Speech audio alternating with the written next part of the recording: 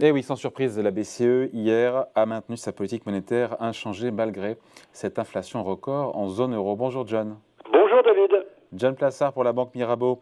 Qu'est-ce qu'on a appris, hier? Qu'est-ce qu'on a appris de nouveau hier? Elle a redit, la Banque centrale, qu'elle allait cesser ses rachats d'actifs définitivement au troisième trimestre, que la première hausse de taux interviendrait quelques temps après.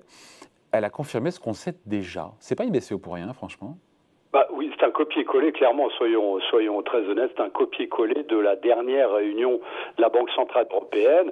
Donc on a vu que c'était un discours, je dirais, langue de bois, totalement langue de bois, face à une inflation qui monte, qui progresse, que ce soit aux États-Unis, en Europe, et on pourra voir qu'évidemment il y a un différentiel entre les deux, mais c'est clairement une déception. On a vu d'ailleurs que juste après la réunion, on voyait que les marchés monétaires n'intégraient plus qu'une hausse d'environ 60 points de base d'ici la fin de l'année sur le taux de dépôt, vous savez, celui qui est à moins 0,5%, moins 0,50, contre 70% en début de journée hier. Donc ça veut dire que pour les marchés monétaires, c'était clairement une déception. Alors on est dans une situation où on a cette patience de la Banque Centrale Européenne qui interroge. On sait que la Fed, mais exactement... Et qui interroge par rapport aux autres, à ce que font les autres banques centrales dans le monde. Et pas seulement la Fed d'ailleurs. Non, puisque vous avez les autres banques centrales, des grandes économies, le Canada, le Royaume-Uni, et même la Corée du Sud, en Asie, où on voit que c'est très important parce que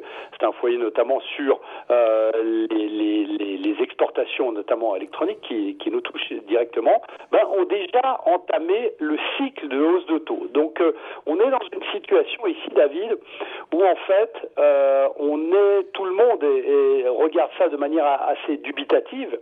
Et ce qu'on conçoit, c'est que en fait, on a cru comprendre qu'on avait un consensus sur l'inflation, c'est-à-dire que tous les membres de la Banque Centrale Européenne se disent que cette inflation n'est plus transitoire, mais maintenant, on a d'un autre côté des divergences sur l'impact économique de la guerre en Ukraine. Donc on est dans une situation où on avait levé d'une certaine manière le voile sur la hausse de l'inflation, mais on a un nouveau point qui arrive et qui semble être extrêmement perturbant pour la Banque Centrale Européenne, c'est l'impact économique et aussi sur l'inflation de la guerre en Ukraine. C'est ce qui explique son extrême patience, encore une fois. Après, elle aurait pu accélérer le mouvement même dans sa communication, et là, même pas. D'ailleurs, quand elle dit la BCE va cesser tout achat d'actifs en net au troisième trimestre, mais c'est flou, le troisième trimestre, c'est quand c'est juillet, c'est quoi?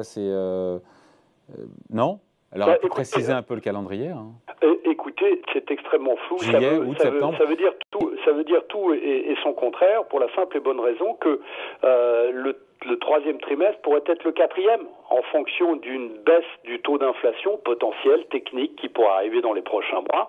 On ne l'exclut pas, il faut rappeler qu'on est à 7,5% en zone euro, mais potentiellement, avec, comme je disais, des facteurs techniques, ou potentiellement une baisse des prix des matières premières, eh bien, on pourrait être un peu plus bas, et là, ça pourrait pousser la Banque Centrale Européenne à plus réitérer ce troisième trimestre, qui est très flou, comme vous l'avez dit, mais en dire que ce sera le quatrième trimestre, et après, eh bien, quelques temps après, imaginez, David, c'est quand même assez flou comme terme, quelques temps après, eh bien, il y aura une première hausse de taux. Donc on est dans le flou total. Alors, ce qu'il faut rappeler ici, qui est très important de noter, c'est que contrairement aux États-Unis, on sait très bien qu'en Europe, l'inflation n'est pas réellement créée, puisqu'on voit que la hausse des prix européens est due au cours des matières premières, plus qu'à une hausse des salaires. Et sur laquelle, encore une fois, sur laquelle la BCE n'a pas la main, encore une fois. Exactement, je veux dire, n'a pas la si main. le prix de l'énergie flambe, la BCE n'y est pour rien, elle ne peut rien faire, elle ne peut pas lutter contre. Tout à fait, exactement. Le problème qu'on a ici, puisqu'on se dit que la Banque Centrale Européenne ne peut rien faire sur cette hausse des prix des matières premières, le problème, c'est de savoir si l'année prochaine, imaginons que cette guerre en Ukraine continue malheureusement et qu'elle nous impacte encore plus, que ce soit au niveau de l'inflation et que ce soit au niveau économique, eh bien potentiellement la Banque Centrale Européenne pourrait rentrer dans une situation désagréable et récessionniste l'année prochaine, et pendant ce temps, on n'aurait pas levé les taux. Donc on serait dans une situation où un des seuls outils de la Banque Centrale Européenne, ce serait de les baisser encore plus qu'ils sont aujourd'hui. Et c'est ce qu'on appelle la fameuse fenêtre de tir. Et il faut rappeler ici que Jérôme Powell, donc le président de la Banque Centrale américaine, dit en mars 2021, lorsqu'il croit toujours qu'on est dans une situation où c'est une inflation transitoire, qu'il va de toute manière, à un moment ou à un autre, falloir lever les taux pour se prémunir face à la prochaine récession, avoir des outils pour la prochaine récession. Et ici, la Banque Centrale Européenne n'en a pas. Et potentiellement, à la fin de l'année, elle n'en aura toujours pas. Et potentiellement, si l'année prochaine, on rentre en récession en Europe, eh bien, elle aura loupé ce qu'on appelle cette fenêtre de tir. Ouais. Dernière question juste, je ne sais pas s'il y a un lien ou pas, mais est-ce que l'élection présidentielle française, qui est indécise, même si pour l'instant les sondages donnent Emmanuel Macron gagnant, est-ce que cette potentielle élection de Marine Le Pen, est-ce que ça peut avoir une influence sur ce que ne fait ou ce que ne fait pas la BCE et la réunion d'hier? Alors, peut-être pas encore la réunion d'hier, mais effectivement, oui, la réponse est clairement oui, ça peut avoir un impact. On sait que pour la Banque Centrale Européenne regarde les risques pour la croissance, donc l'inflation, la géopolitique et la politique. Évidemment, si potentiellement ça peut être un risque pour la zone euro, un risque de déstabilisation, un risque que potentiellement une arrivée de Marine Le Pen puisse déstabiliser, apporter des doutes quant au futur même de la zone euro. Et ce qui est très intéressant de noter, c'est que en 2002, lorsque Jean-Marie Le Pen est au deuxième tour des élections présidentielles à Jacques Chirac, eh bien, vous avez Wim Duisenberg, qui est le président de la Banque Centrale Européenne de l'époque, qui le mentionne. Alors, le risque, entre guillemets, ou la chance à l'époque était moins forte qu'aujourd'hui.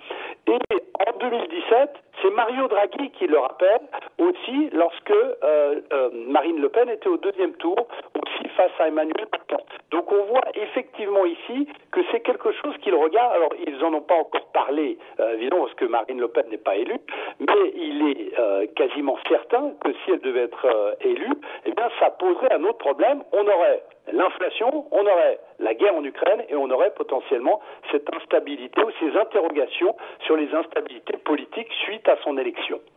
Voilà, merci beaucoup. Explication signée John Plassard pour la Banque Mirabeau. Passez un bon et long week-end, John. Merci David, Salut. à vous aussi.